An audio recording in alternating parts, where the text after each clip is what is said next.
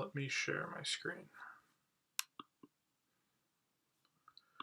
Okay, so I'm going to be doing two problems from last night. One of them, which I'll do right now, is going to be Biller Builder. Okay. Whoops.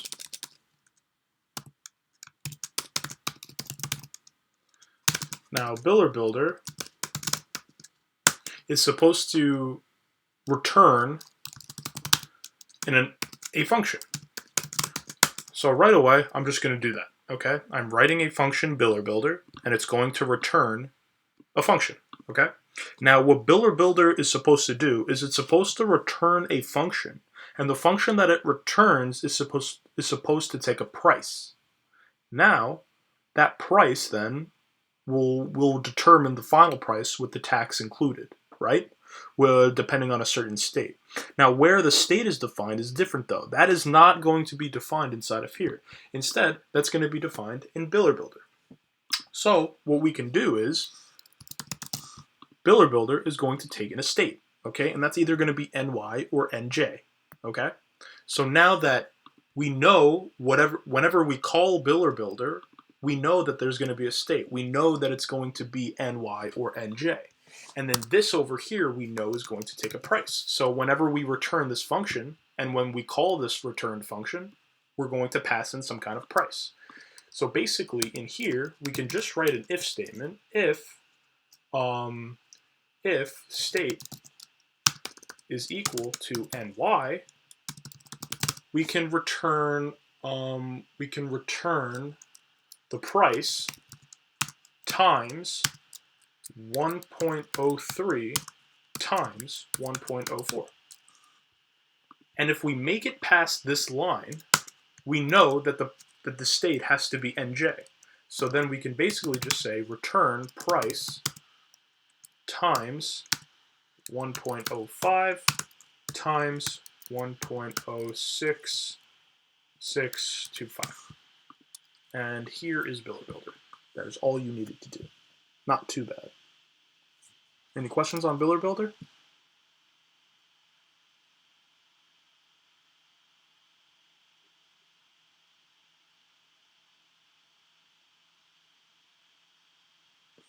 Okay. And now I will go into the more complicated problem. So the more complicated problem was cache savings. So cache savings wasn't actually too bad code-wise. However, getting to the answer, really understanding what you needed to do, I think was a little bit complicated. So basically we have const cache savings, and this is going to be equal to an anonymous function. And what cache savings essentially, so let's think about what this is supposed to do. So what we're doing is we're actually creating a cache. We're a caching system, right? And this is how caches work in browsers.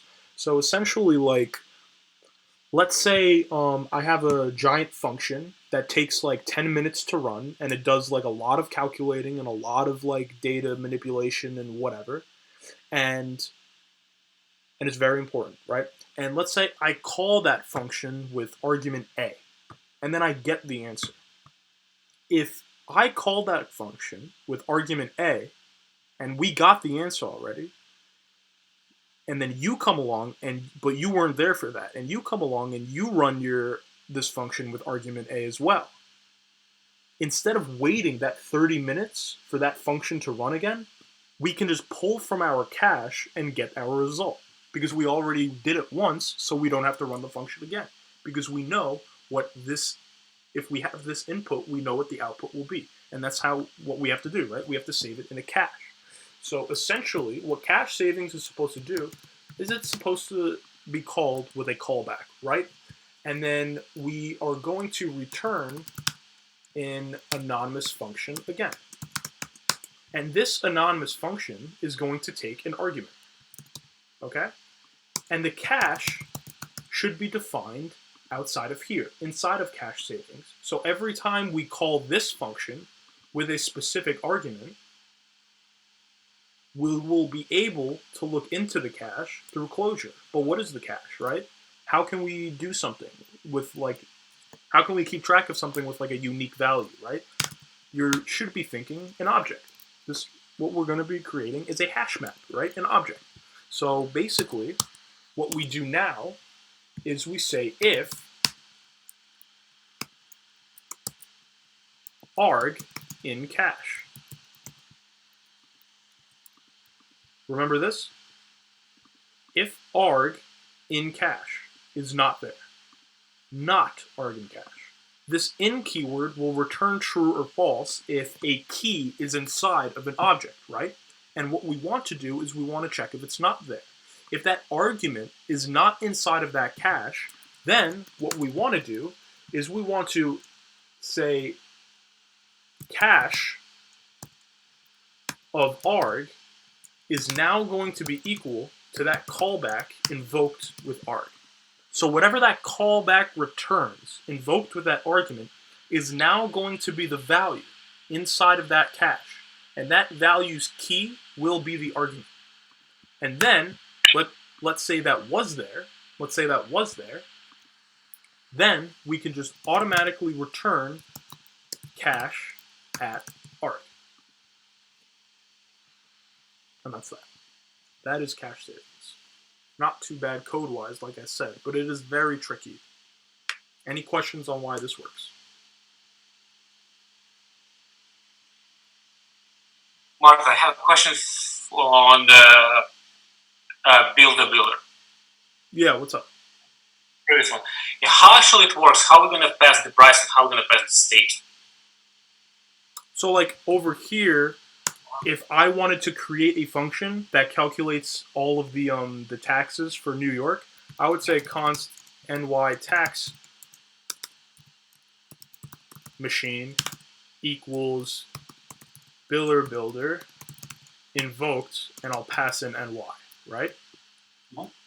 So now, let's say I bought something that was $50, right? So I would just call my tax machine, and I would get with the 50, and I would get 53.56. That'll be like the total price, and I could do this with like any number. So I can pull out like const nj tax machine will be builder, and I'll pass in nj. And as you can see, this if statement, if ny, and then we return this because it's nj, we can actually have like 50 different if statements, right? Depending on what the state is. So this builder is just going to be kind of like a factory function that returns all of these functions that'll do specific things based off of what the state is, right? Does that make sense?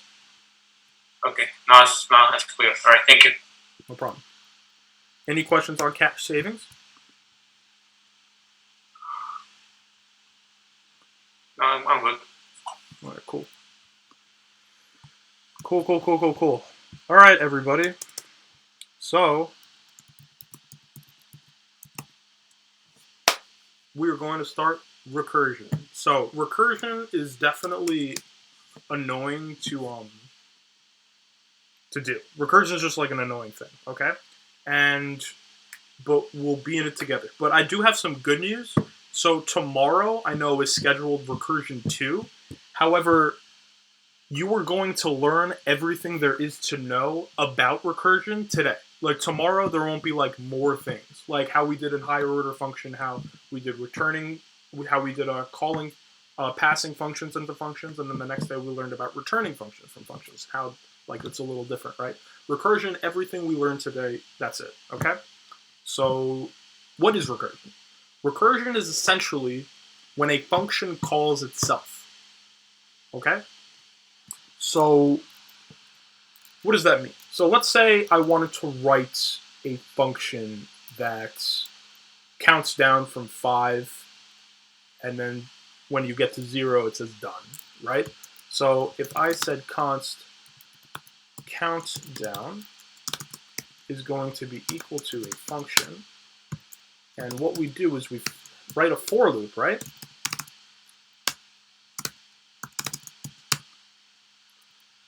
Well, we'll say I is 5, I is less than or equal to greater than or equal to 0, I plus plus.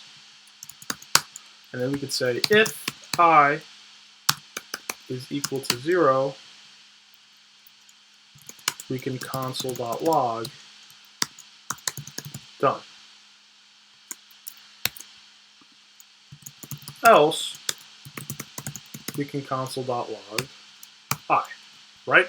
So now if I call countdown over here, oh, did I something right? Oh, I have to do minus one. And this is why you shouldn't get into habits, right? Like I just like kind of like turn my head off and just wrote plus plus at the end. Because we're starting I at 5, and we go until I is greater than or equal to 0 is no longer true, and we subtract 1 from I every time, right? So as you can see, we start at 5, we get 5, 4, 3, 2, 1. Then when I is 0, we console.log done. We skip this else because this if ran, and then we decrement I again, so I would be negative 1. And then, as you can see, we get the countdown. We get the done. That's it. Okay? So that is how you can do this with a loop. And just so you know, everything that can be done looping can be done recursively as well. So let's make this more complicated and write this in a recursive way. So I said before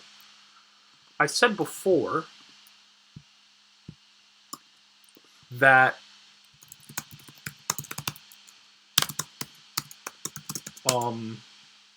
recursion is when a function calls itself.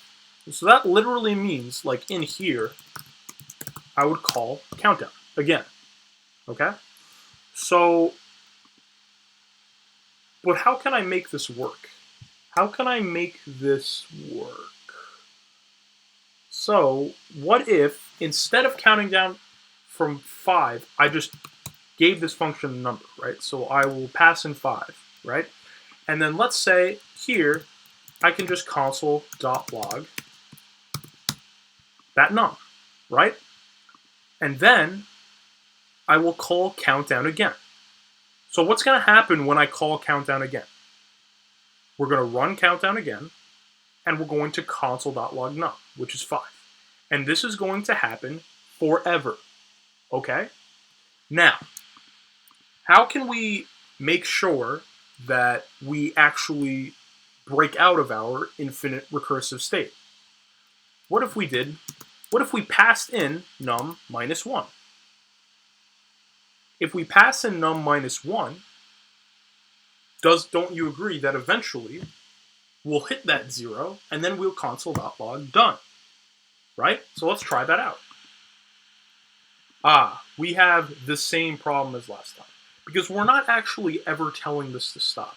And that's rule number 1 when you're doing a recursive problem. The first and foremost, most important rule is that when you start doing a recursive problem, the first thing that you should do is to write your base case. And a base case is essentially when you want your function to stop calling itself, right? So if I say if num is equal to 0, we can console.log done, right? Else, we'll console.log the number, and we will call itself, right? And there we see we have 5, 4, 3, 2, 1 done. Okay? So, this is a little confusing already, right? Because we're not using a loop, we're calling the function ourselves, and I'm going to walk through this step by step, each time, and we'll see what's actually going on here, okay? But before I do that, I'm going to show you a really, really great, useful way and a really, really important topic that you need to know and that we're going to talk about today, okay? And that's it's a tool that JavaScript uses behind the scenes. It uses something called the call stack, right? Now, JavaScript is a single-threaded language. That means that it can only run one function at a time, okay? And JavaScript uses the call stack to figure out what is running at what point in time, okay? So let's say down here, I have a call stack. So essentially, well, I'll put this actually, I'll put this below here, right?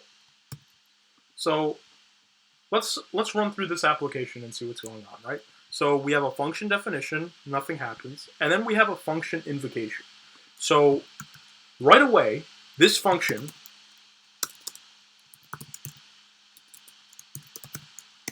goes on the call stack. We invoked countdown and we passed in 5. So now countdown with an argument of 5 is running. So what do? We say if num is equal to 0. Is num 0? No, it's 5. So we go into this else and we'll console.log num. So that's why we see that 5 here. Then we see countdown of num minus 1. We have another function call. JavaScript says, wait, hold on. We have to now pause this function because another function is going on top of the call stack. Keep writing call stack. And that's countdown of 5 minus 1, right? So countdown of 4. And now JavaScript, this is how JavaScript determines what function should be running at what time. It is the topmost function on the call stack. Everything below that function is paused, okay? Countdown of 5 is no longer running, okay? It has to wait for countdown of 4 to finish running. So let's run countdown of 4, right? Countdown of 4, num is 4. Is that 0? No. So that's why we see that 4 in the terminal over here, because we go into that else and we console.log num, and then we run countdown of 3, right? Because countdown of num minus 1, 4 minus 1 is 3. So this is now also paused, right? Because we're now putting countdown of 3 onto our call stack. And then we run countdown of 3. We check if that's 0, it's not. And then we go into that else, we get that 3 over here. And then we say, we have to call another function, right? And that's when we call countdown of 2. So now this is paused, and we put countdown of 2 onto the call stack. And do you guys see a pattern yet? So now when we're running countdown of 2, 2 is not 0, so we go into here, we see that the 2 is logged over here, and then this is now going to be paused because we have another function invocation, and that is countdown of 1. So we run countdown of 1, we check to see if 1 is 0, it is not 0, so then we console.log that 1, and then this is paused because right after we console.log the 1, we are now going to run countdown of 0, okay? So what happens now? When we run countdown of 0, so before we go into what happens now, look at this call stack. This is all the call stack. This is all on top of the call stack, okay? All of these functions, there are 5 other functions that are waiting to be finished, okay? They don't disappear. They're there. They're waiting. So now, we check to see if num is 0. Num is 0. So, we console.log done. And we see that in the terminal. So what happens now? Do you agree that since we console.log this, we went into that if statement. Since we went into that if statement, we skip over the else. So that means we skip over our recursive call. We don't call the function anymore. So that means we actually made it to the end of countdown. We made it to line 44.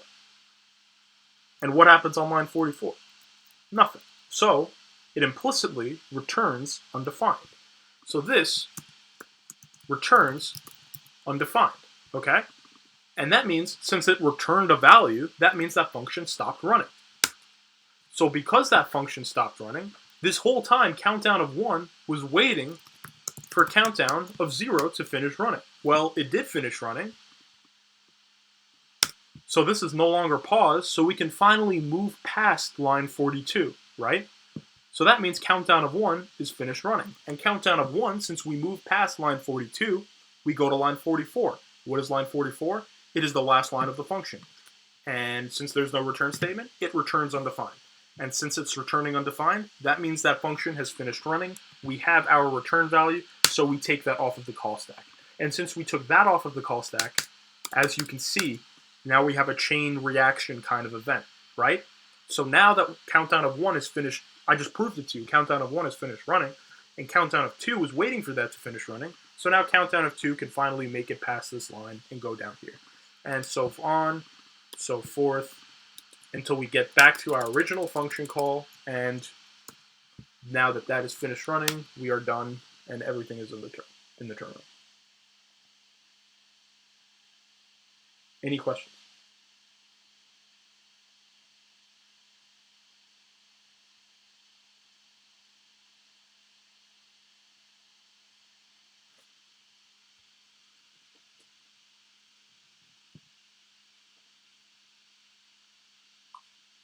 So when it calls undefined, it means when it returns undefined, it means it stopped working, right? Yeah, like when a function returns something, it's done. So like if you don't return anything in a function and you just make it to the bottom of the function, then the function's done for sure, but it's still going to return a value. I just wanted to like make that clear. Functions always return something. If you don't tell it to return anything, it's just going to return undefined. But how can we see that if it's returned something or not? Can we log it? Like if we do const what am I is equal to this, right? And then we console.log what am I, right? We see that it's undefined. Okay. Yeah. Thank you. So the way that we can, like always, the way that we can tell when what functions actually return is to store that return value in a variable and then console log it later. I see. Okay. Thank you. Yeah.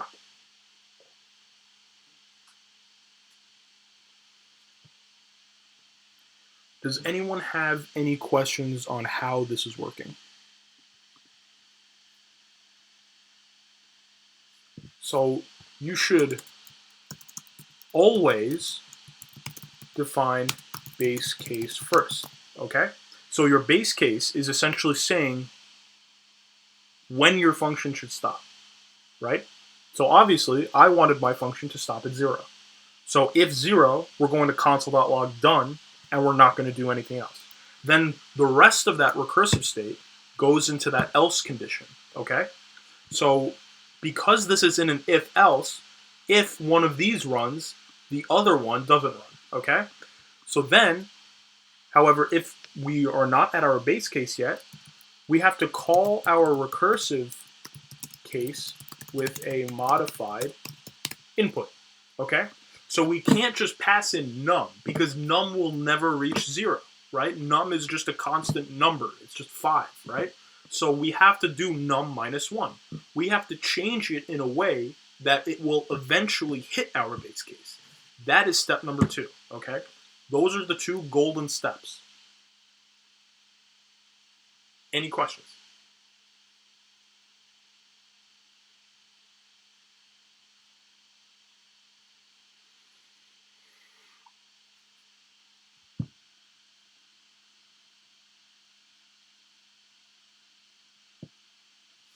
Okay.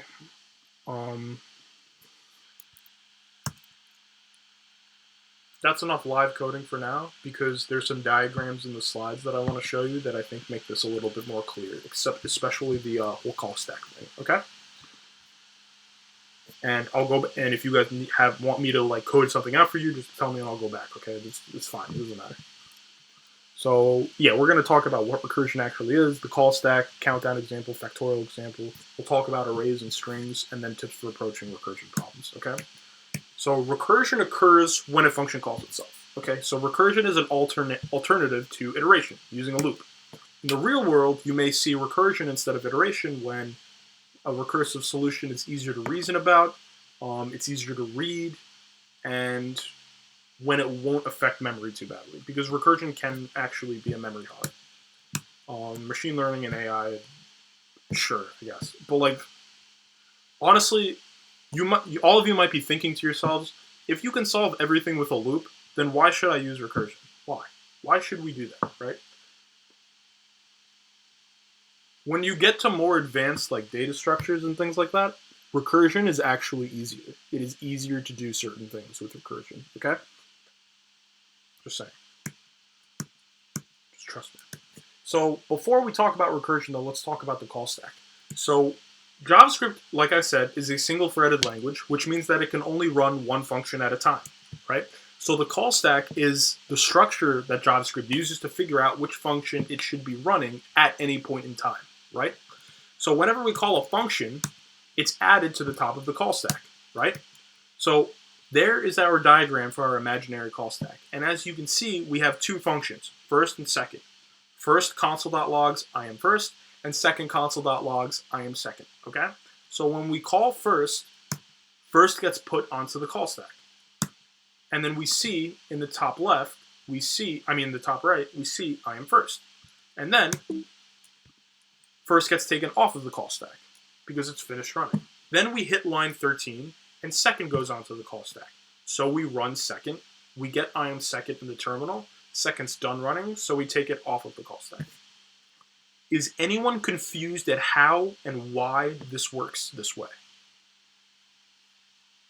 This is really important.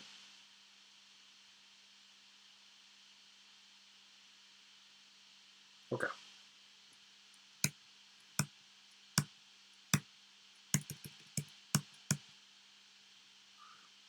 So now we have two functions again, first and second. However, function first console.logs I am first, and then it calls second, and then it console.logs first is finished. And second, like before, console.logs I am second. So on line 11, we call first. So first goes onto the call stack, right? It's on the bottom of the call stack, so that's the function we're running. I mean, it's like the top, not at the bottom. The bottom one doesn't run. The top one runs, but there's nothing else, so it's at the bottom, the top, whatever. So we run first, and we get I am first on line 2, right? And then on line 3, we put second on top of the call stack. So now first is paused, because since we're now running a different function, we have to run that function first before first can finish running. So that's why we get I am second inside of the terminal, right?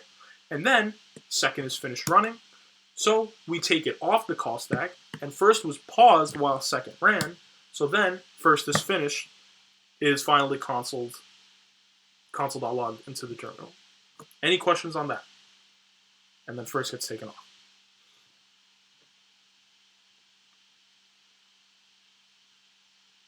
Oh, I just want to make sure I have the order straight. Sure. Straight.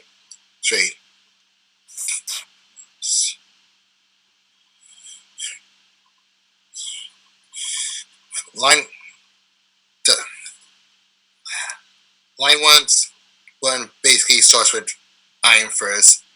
Okay. I think I got it. You sure? Do you want me to go? You want me to run through it one more time? Yeah. Just real quickly. Cool. So nothing happens until we get to line 11, right? When line 11 happens, when we call line 11, first is called, right? That goes onto the call stack. So we're going to run first, okay? So when first runs, we see I am first, because we hit line 2 and we console.log I am first. Then we hit line 3, and that is another function call. Because it's another function call, we have to put that function call onto our call stack, like so, right? So now second is at the top of the call stack, so that is the function that JavaScript has to run. So we see I am second because we run second, and we see on line 8 that all it does is console.logs I am second. And now that that has console logged, second is finished running, right? So we can take it off of the call stack. And that whole time that second was running, first was waiting for that to finish. So we can get to line 4, right? And line 4 is where we console.log first is finished, and now first is done running. We take it off the call stack, and that's it. Finite.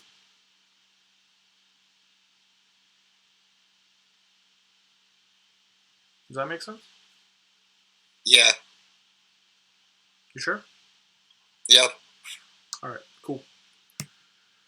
Cool, so let's run through this countdown example one more time. So the function countdown, let's say we write a function that counts down to 1. So if, obviously I showed you this before, if we just put in a 5 and then we loop from that number down to 1, and then we decrement I each time using a for loop. This is easily achievable, right? Let's refactor our solution, writing a function that takes a number and logs it out. So now we have a function that just logs a number, okay? So how can we use like the concept of just logging a number without looping, right? So if we just do countdown 5, 4, 3, 2, 1, notice we're not looping anymore and we get the same answer. However, we have to call that 6 times, right? So every time we called countdown, we subtracted 1 from the previous number. Instead of manually calling countdown over and over, why not have countdown call itself, right? So if we console.log num, we get num minus 1. So let's look at our call stack. We get countdown of 5. That goes on the call stack. We get 5, right? And then we call countdown of 5 minus 1, which is 4. So that goes on the call stack. We get 4. Countdown of 4 minus 1, which is 3. Countdown of 3 goes on the call stack. We can see 3. And then we see countdown of 2. We see countdown of 1. Then we see countdown of 0. And then countdown of -1, -2, and so on, until you get a range error maximum call stack size exceeded error. This is what happens when you get into an infinite loop. There's just too many calls on the call stack, okay? Any questions on why this is throwing an error?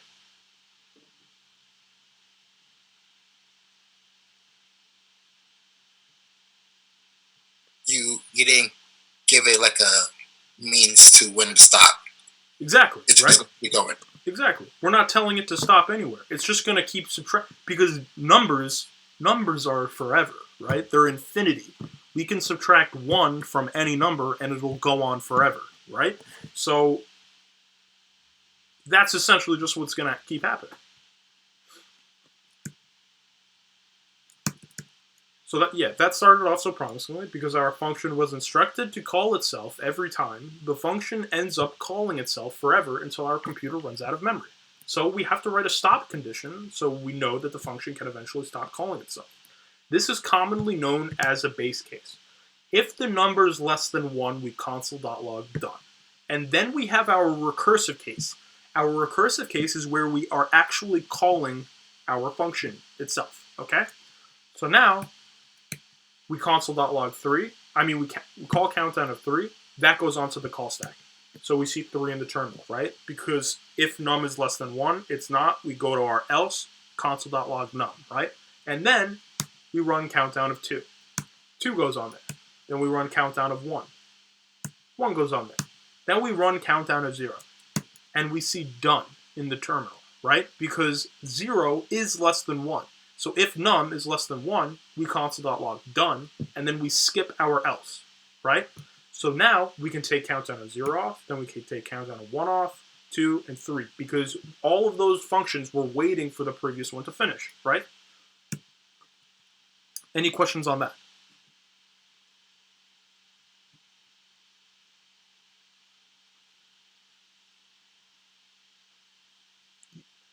It's always going to help doing recursion to visualize the call stack, okay? To visualize the call stack, either like in your CodePen or REPL or whatever you are, or on a piece of paper, whatever, okay? That's always going to help you, I swear to God. So there's 2 takeaways that I want you to take away from Countdown. So you need to define your base case, and your recursive case must always change the input to the function so that you will eventually trigger the base case, okay? Before I get into returning from recursive calls, are there any questions with anything that we did so far?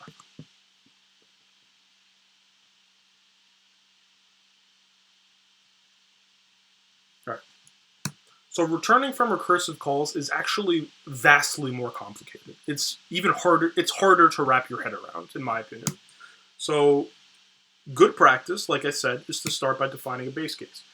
Now, base cases are often occur when there is a simple input that expects a simple output, like the sum of a single number is that number, right? So test that the base case works before working with the recursive case. So we're going to do another example that is a factorial, right? So we're going to define a function, factorial, that takes a number and returns the factorial of that number. I don't really care if you don't know what a factorial is. That's fine, okay? No one needs to know this, really. So factorials is basically like every number from itself, every whole number from itself down to 1 multiplied together, like the product of all those numbers. That is the factorial. So as you can see, 5 factorial is 120. 4 factorial is 24. 3 factorial is 6. 2 factorial is 2. And then 1 factorial is always 1, and 0 factorial is always 1. Out of your opinion, what is the best base case that you can actually think of right now, without even thinking about how the function is going to work, right? What do you see is a constant here? 0 or 1, right? Because that factorial is always going to be 1, okay?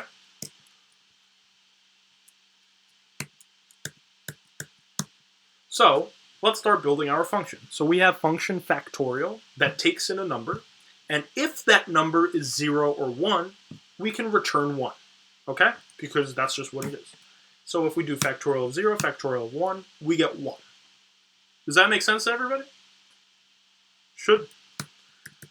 So, okay, base case is set, and now we need to remember that our recursive case has to bring that number closer and closer to 1, so we eventually hit our base case. Notice an interesting pattern. So, as you can see, look at this like little diagram, or not diagram, but like just look at the text, right? So, when we hit on line 9, when we say 2 factorial is 2 times 1. But isn't factorial of 1 1? So 2 times factorial of 1 is factorial of 2. And then 3 would be 3 times factorial of 2, and so on and so forth, right? Because it's every number prior, right? So we can use this to our advantage. So our base case is if this is 0 or 1, we return 1. Now our recursive case must get that number closer to 0 or 1.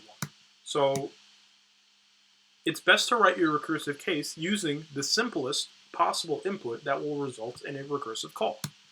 So let's try and solve this, right? Result of factorial of 2. So if we pass in a 2 right now, nothing happens. It's just undefined, right? So we know that we have to call factorial again in the recursive case. So if num is equal to 2, what do we get if we call factorial again with num minus 1, right? So if we call factorial with num minus 1, we get 1, and then result is undefined, right?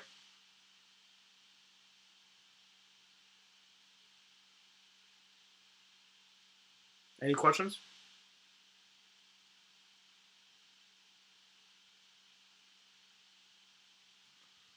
We see this 1 here because we're we see this 1 here, it's because we're console.logging. When we call this, we console.log that function again with num minus 1. Num minus 1 is 1, right? So factorial of 1, we pass in 1 over here, it's just going to return 1. So that is why we see that in the console. However, result is still undefined because we're not doing anything yet. So if we console.log num times factorial of num minus 1, we get 2. And that is the correct answer for a factorial of 2, right? Because the factorial of 2 is 2. So num times factorial of num minus 1. However, our result is still undefined. So we have to figure out how we're actually going to capture this result, right?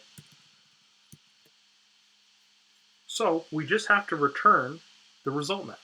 So now, instead of what we were doing outside of there, like let result equal this, right? Now let's do that inside of our function.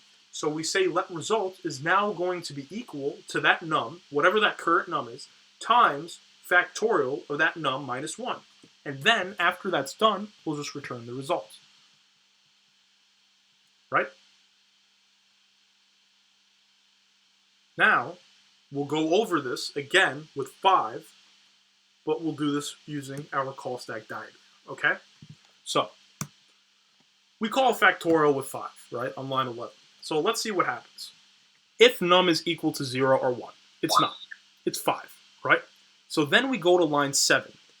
Now we're declaring result, and we're saying that that would be 5, which is num, right, times factorial of 5 minus 1, which is 4, right? So that means we have to pause factorial of 5 because we're setting something equal to a function call, right? So now we put factorial of 4 onto our call stack. We check to see if num is 0 or 1. It's not. Then we hit line 7 again, and we're saying result is going to be equal to 4 times factorial of 4 minus 1, which is 3, right? So now, as you can see here, that goes onto the call stack, right? Because we have to call factorial again with 3. And we check to see if 3 is 0 or 1. It's not. So then we say let result is going to be equal to num times factorial of num minus 1, right? So now, factorial of num minus 1 is 3 times factorial of 2, right? So factorial of 2 goes on there. And hold on a second. We already did this 2 before, right? So let's see what happens. If num is equal to 0 or 1, we return 1. That's not true. So we say result is going to be equal to 2 times factorial of 1, right? So we go into factorial of 1, and then we get that return value. We get this return value right here. So because we got that return value, when we called factorial of 1, that means that factorial of 1 gets taken off of the call stack. And that whole time, like you see here, that factorial of 2 is going to return 2 times factorial of 1, but factorial of 1 just finished, it just returned this. So factorial of 1 is just 1, right? So that means factorial of 2 is going to return 2 times 1, or just 2. And since factorial of 2 returns 2, then that means factorial of 3, which was waiting for what factorial of 2 would return, can now finally do its final calculation, 3 times 2, and return 6. Now, factorial of 4 was waiting for factorial of 3 to get a return value, and so it can return 4 times factorial of 3. And factorial of 3 returns 6. I just proved that to you. So factorial of 4 returns 4 times 6, which is 24. Now, factorial of 5, our very initial function call, was waiting to see what factorial of 4 returns so that it can return 5 times factorial of 4, right? Factorial of 4 returns 24, so factorial of 5 returns 120. And then we get 120.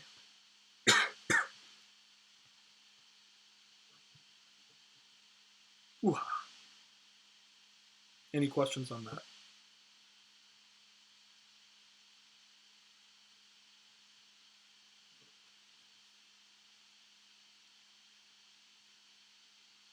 This is harder to wrap your head around, returning a value, for sure. Especially when you're dealing with arrays and strings, okay? That's going to be very, very, very tricky. So always remember, though, that if you're trying to get some kind of return value, you need to store it in some kind of variable, right? Like when we call factorial of 5, that initial call, it has that result variable, and it's just storing, and it's waiting to store whatever is returned from factorial of 4 minus factorial of 5 minus 1, right? So it's going to go down and down. It's kind of like going down and down and down into that, getting that base case, getting that bottom thing, kicking it up a level, combining it, kicking it up a level, combining it, kicking it up a level, combining it, kicking it up a level, and then finally combining it, and then return the finished product, right? That's kind of like what is happening. So 3 takeaways from factorial. You have to write your base case first and test it using simple inputs and outputs. I swear to you. Test it using simple inputs and outputs, and your life will be easier, okay? Why would you try to see if factorial works by passing in 50, right? There's no point. You can't, you won't be able to debug that. Write your base case and test it using the simplest possible input that results in one recursive call, okay? One recursive call. And then test your function finally against more complex inputs. It says 3 takeaways, and then there's a 4th thing. You should try to use the Chrome debugger. Okay, you don't actually have. I don't think you should use the Chrome debugger because it's just like a little bit too. I guess it does help with recursion, but I don't know. I never use the Chrome debugger when I'm debugging recursion, so I don't know. I wouldn't recommend that. Okay, just use what you're comfortable with debugging. Which console logs can be a little tricky, but you should definitely continue to use console logs. And also, if you're really stuck, go back simple input, simple output, and draw out your call stack diagram. That will always help you, okay? That will always help. You can see all of these diagrams. You can see how to visualize these recursive calls, because that's literally what JavaScript uses. If JavaScript uses that to tell what's going on, then you should too, okay? So you can use recursion with any data type, and if you're asked to recurse through arrays or strings, the base case often occurs when the iterable is empty or has a length of 1. So like, let's say if you wanted to, if you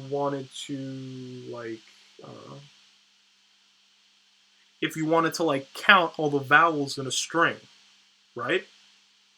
You would have that count variable, check to see if it's a vowel, and then increase the count or not. And then you're going to plus equal it to that function call again, however, with one string removed, with one character removed, the character you just checked.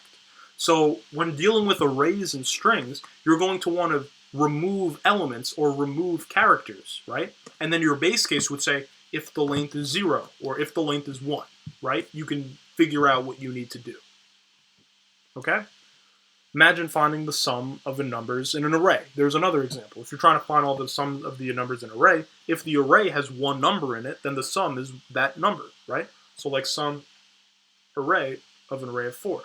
If the array length is 1, then that sum is pretty easy to calculate, right? It's just 4. If the base case required the iterable to have a length of 1 or 0, it must mean that the recursive case has to reduce the length, okay? Now, let me just give you like a little warning. When you're doing that with arrays, I really, I don't recommend popping or shifting, because popping and shifting is mutating.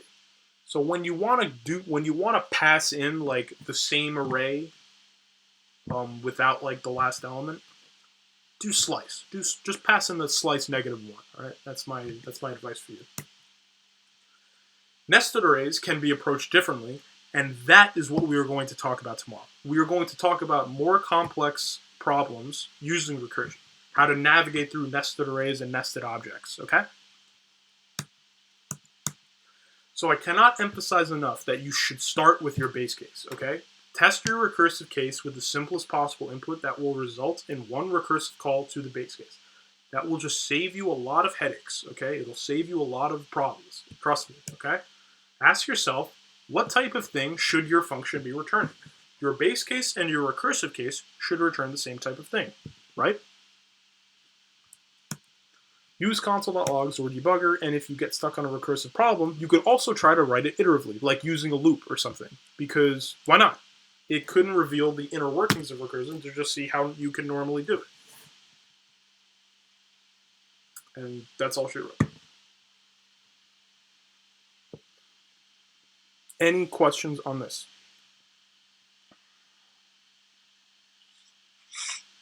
Can we do one more time factorial example? Sure. I will do that live. Jeez. Hold on. Just give me a second. Okay.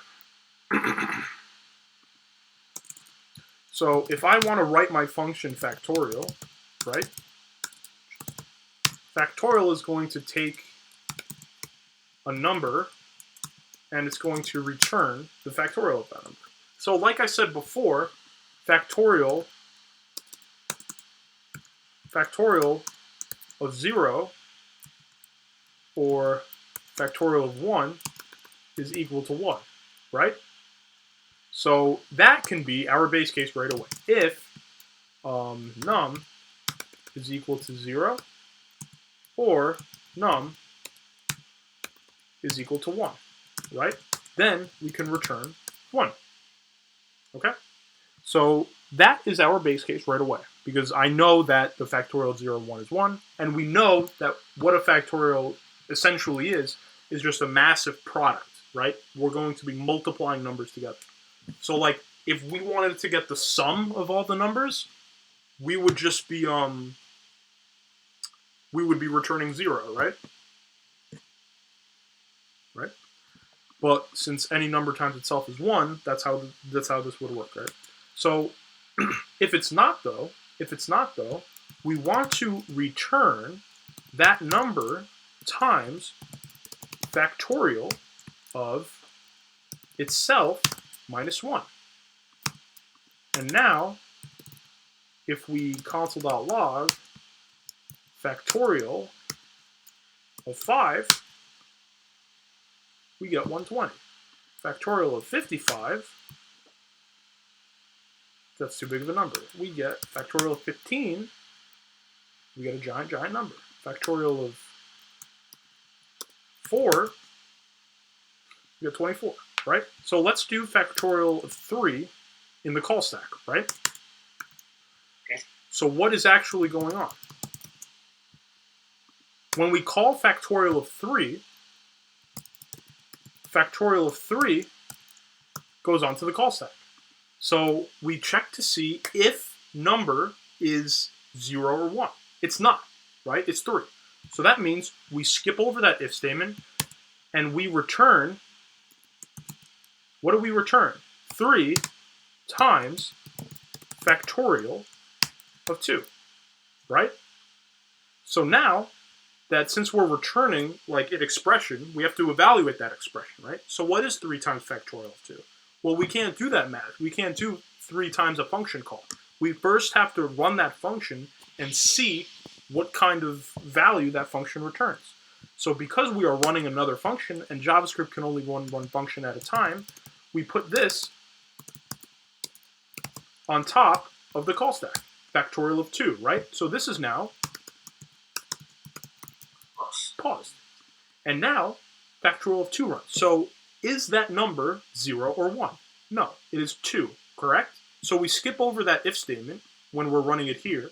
And then now this is going to return 2 times factorial of 1. So like before, we can't evaluate an expression that includes a function call. We first have to evaluate what that function will return, right? So now this has to be paused. And now we run factorial of 1. We finally hit something. We hit our base case, right? If the number is 0 or the number is 1, then we return 1. When we hit our return keyword, return stops the function. So that means line 61 is never read when we call factorial of 1, right? Okay? So now this is going to return 1. So that means that we can take this off the call stack, and this returns 1, right? Like factorial of 1, I just showed you returns 1, right? So if factorial of 2 returns 2 times factorial of 1, and factorial of 1 returns 1, so it would be 2 times 1. And what is 2 times 1? It's 2.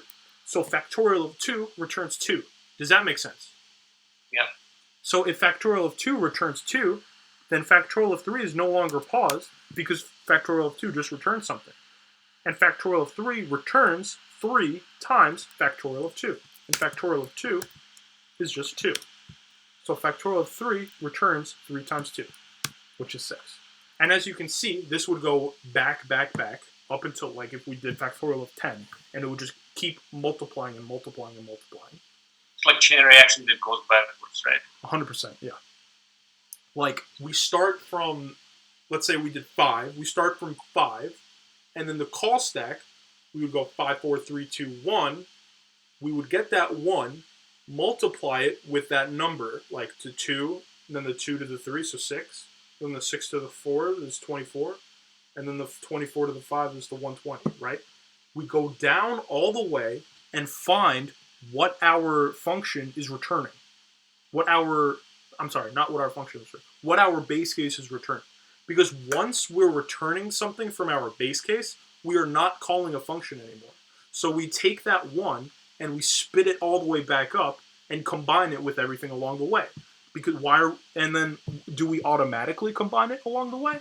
No, that just happens to be what my function is doing. We are doing num times that thing, right? Right. we're using return to pass into the function, right? Yeah. So like, The result. if this wasn't being returned here, then like 2 could never have returned to factorial of 3, right? Right. You have to return inside of here, inside of your base case, as well as outside of your base case, like your actual function. Because your base case is only hit once, right? It's only hit when it's factorial of 1. So every other time, you still have to return some kind of value, okay?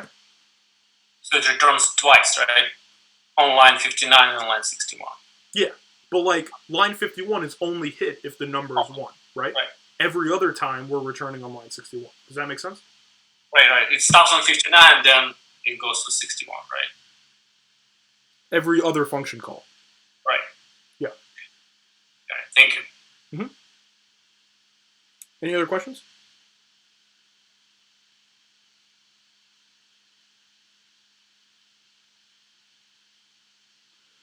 All right. The workshop's going to be kind of hard, but I'll be here to help if anyone needs help.